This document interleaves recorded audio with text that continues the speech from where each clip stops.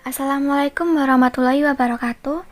Perkenalkan, kami dari kelompok 7 yang beranggotakan Indah Ramawati, Indah Putri Setianingrum, Hani Mar'atus Solihah, dan Roni Suryaningsih.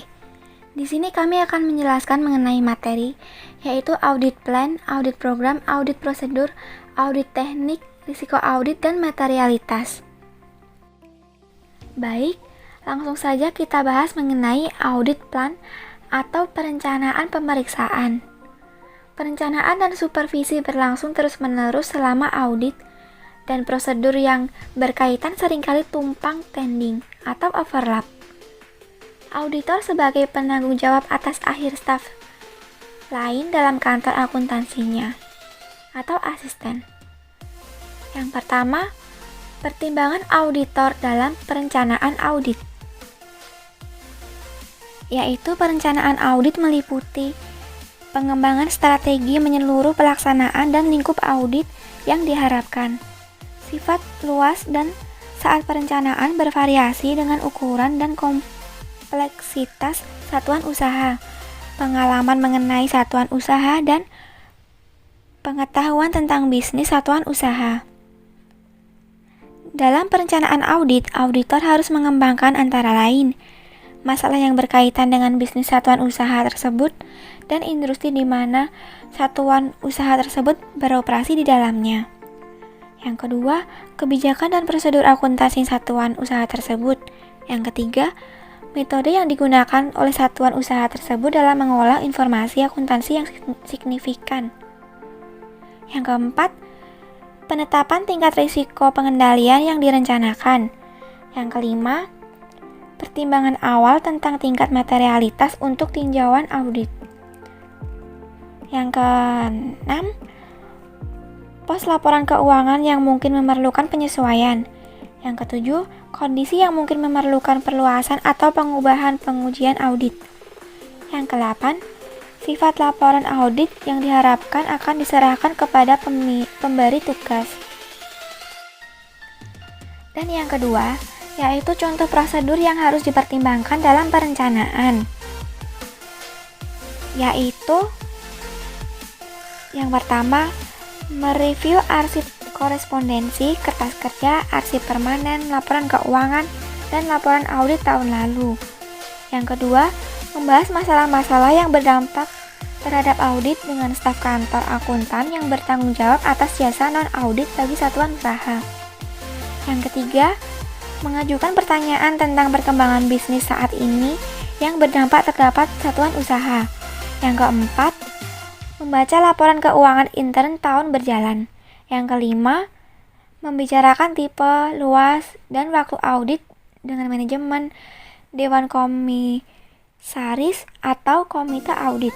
Yang keenam, mempertimbangkan dampak diterapkannya pernyataan standar akuntansi dan standar auditing yang ditetapkan Ikatan Akuntan Indonesia, terutama yang baru. Yang ketujuh, mengoordinasi bantuan dari pegawai satuan usaha dalam menyiapkan data. Yang kedelapan, menentukan luasnya keterlibatan jika ada konsultan, spesialis, dan auditor intern. Yang kesembilan, membuat jadwal pekerjaan audit. Yang 10, menentukan dan mengoordinasi kebutuhan staf audit. Dan yang terakhir, melaksanakan diskusi dengan pihak pemberi tugas untuk memperoleh tambahan informasi tentang tujuan audit yang akan dilaksanakan sehingga auditor dapat mengantisipasi dan memberikan perhatian terhadap hal-hal yang berkaitan dengan yang dipandang perlu. Yang ketiga, yaitu pengetahuan tentang bisnis klien. Pengetahuan mengenai bisnis satuan usaha yang biasa diperoleh auditor melalui pengalaman dengan satuan usaha atau industrinya, serta dari pengajuan pertanyaan kepada pegawai perusahaan. Pengetahuan tentang bisnis klien membantu auditor dalam 1. Mengidentifikasikan bidang yang memerlukan pertimbangan khusus. Yang kedua, menilai kondisi yang di dalamnya data akuntansi yang dihasilkan, diolah, direview, dan dikumpulkan dalam organisasi. Yang ketiga, menilai kewajaran estimasi seperti penilaian atas persediaan, depresiasi, penyisihan, piutang ragu-ragu, persentase penyelesaian kontrak jangka panjang.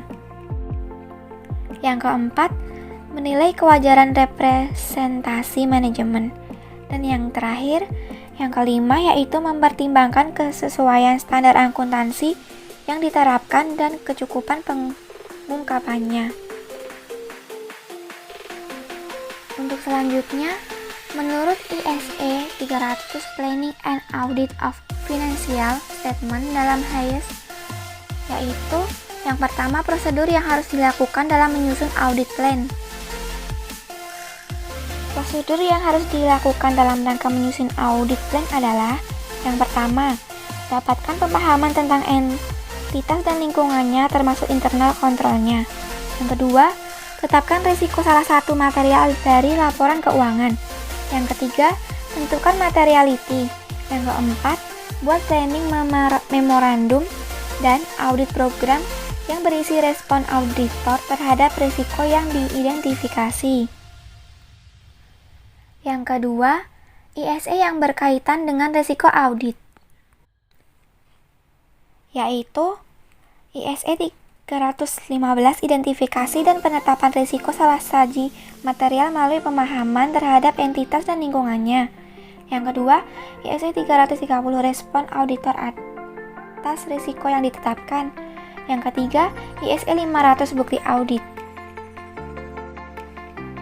Yang ketiga, prosedur untuk mendapatkan pemahaman risiko ISE 315, yaitu memuat yang pertama tanya jawab dengan manajemen, yang kedua prosedur analitis, dan yang ketiga observasi dan inspeksi.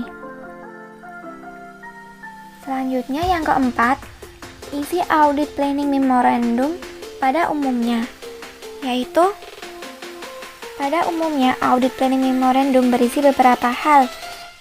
Yang pertama, informasi latar belakang perusahaan. Yang kedua, tujuan audit. Yang ketiga, penentuan risiko penugasan. Yang keempat, auditor lainnya dan tenaga ahli. Yang kelima, materiality. Yang keenam, inherent risk atau risiko bawaan. Yang ketujuh, kesimpulan tentang kontrol environment atau lingkungan pengendalian. Yang kedelapan, tingkat kepercayaan auditor terhadap computer information system klien. Yang kesembilan, kualitas sistem akuntansi dan internal kontrol klien. Dan yang ke-10, pendekatan audit. Yang ke-11, time schedule dari pekerjaan audit. Dan yang terakhir, audit baggage. Selanjutnya yang kelima yaitu isi dari audit plan. Isi dari audit plan mencangkup yang pertama, hal-hal mengenai klien. Yang kedua, hal-hal yang mempengaruhi klien. Yang ketiga, rencana kerja auditor. Untuk selanjutnya, yaitu yang pertama, hal-hal mengenai klien. Hal-hal mengenai klien ada 6. Yang pertama, bidang usaha klien, alamat, nomor telepon, faksimiles, dan lain-lain. Dan yang kedua, status hukum perusahaan atau berdasarkan akta pendirian. Yang ketiga, accounting policy atau kebijakan akuntansi. Dan yang keempat, laporan posisi keuangan atau neraca komparatif dan perbandingan penjualan, laba rugi tahun lalu dan sekarang. Dan yang kelima, klien kontak, yaitu mengenai nama dari orang-orang yang akan sering dihubungi auditor. Dan yang keenam, accounting, auditing, dan tax problem. Yang kedua, hal-hal yang mempengaruhi klien, yaitu bisa terdapat dari majalah ekonomi, surat kabar, antara lain Business News, Ekonomi Keuangan Indonesia. Contohnya yaitu adanya peraturan-peraturan baru yang dapat mempengaruhi klien. Dan yang ketiga yaitu rencana kerja audit. Dan yang terakhir ketiga yaitu rencana kerja audit. Hal-hal yang penting antara lain, yang pertama staffing, yang kedua waktu pemeriksaan, yang ketiga jasa-jasa yang diberikan, yang keempat bantuan-bantuan yang dapat diberikan klien, dan yang kelima time schedule. Selanjutnya yaitu audit program. Setelah audit plan disusun, tetapi sebelum pemeriksaan lapangan dimulai, auditor harus menyusun audit program yang merupakan kumpulan dari prosedur audit yang akan dijalankan dan dibuat secara tertulis. Audit program membantu auditor dalam memberikan perintah kepada asisten mengenai pekerjaan yang harus dilaksanakan. Audit program harus menggariskan dengan rinci prosedur audit yang menurut keyakinan auditor diperlukan untuk mencapai tujuan audit. Audit program yang baik harus mencantumkan 1. Tujuan perencanaan. Audit prosedur dan audit teknik. Audit prosedur adalah langkah-langkah yang harus dijalankan oleh auditor dalam melaksanakan pemeriksaannya dan sangat diperlukan oleh asisten agar tidak melakukan penyimpangan dan dapat bekerja secara efisien dan efektif. Audit prosedur dilakukan dalam rangka mendapatkan bahan-bahan bukti atau audit evidence yang cukup untuk mendukung pendapat auditor atas kewajaran laporan keuangan. Untuk itu perlu diperlukan audit teknik, yaitu cara-cara untuk memperoleh audit evidence seperti konfirmasi, observasi, inspeksi, tanya jawab, dan lain-lain. Risiko audit dan materialitas. Yang pertama, penjelasan kerangka pelaporan secara umum, yaitu kerangka pelaporan keuangan seringkali membahas konsep materialitas dalam konteks penyusunan dan penyajian laporan keuangan. Walaupun kerangka pelaporan keuangan mungkin membahas materialitas dengan menggunakan istilah yang berbeda-beda, kerangka tersebut secara umum menjelaskan bahwa kesalahan penyajian termasuk penghilangan dianggap material bila kesalahan penyajian tersebut secara individual atau agregat diperkirakan dapat mempengaruhi keputusan ekonomi yang diambil berdasarkan laporan keuangan oleh pengguna laporan keuangan tersebut. Yang kedua, pertimbangan tentang materialitas dibuat dengan memperhitungkan berbagai kondisi yang melingkupinya dan dipengaruhi oleh ukuran atau sifat kesalahan penyajian atau kombinasi keduanya. Yang ketiga, pertimbangan tentang hal-hal yang material bagi pengguna laporan keuangan didasarkan pada pertimbangan kebutuhan informasi keuangan yang umum yang diperlukan oleh pengguna laporan keuangan sebagai suatu grup. Yang kedua, asumsi auditor dalam penggunaan laporan keuangan. Dalam hal ini, masuk akal bagi auditor untuk mengasumsikan bahwa pengguna laporan keuangan yaitu yang pertama memiliki suatu pengetahuan memadai tentang aktivitas bisnis dan ekonomi serta akuntansi dan kemauan untuk mempelajari informasi yang ada dalam laporan keuangan dengan cermat. Yang kedua, memahami bahwa laporan keuangan disusun, disajikan, dan diaudit berdasarkan tingkat materialitas tertentu. Yang ketiga, mengakui adanya ketidakpastian bahwa dalam pengukuran suatu jumlah yang ditentukan berdasarkan pengukuran estimasi, pertimbangan, dan pertimbangan atas peristiwa masa depan. Dan yang terakhir, membuat keputusan ekonomi yang masuk akal berdasarkan informasi dalam laporan keuangan. Yang terakhir, yang ketiga, pertimbangan-pertimbangan auditor tentang ukuran kesalahan penyajian yang dipandang material. Pertimbangan-pertimbangan tersebut menyediakan suatu basis untuk yang pertama, menentukan sifat, saat, dan luas prosedur penilaian risiko. Yang kedua, mengidentifikasi dan menilai risiko kesalahan penyajian material. Dan yang ketiga, menentukan sifat, saat, dan luas prosedur audit lanjutan. Selanjutnya, menurut SA 320, 5, 326, dan 327.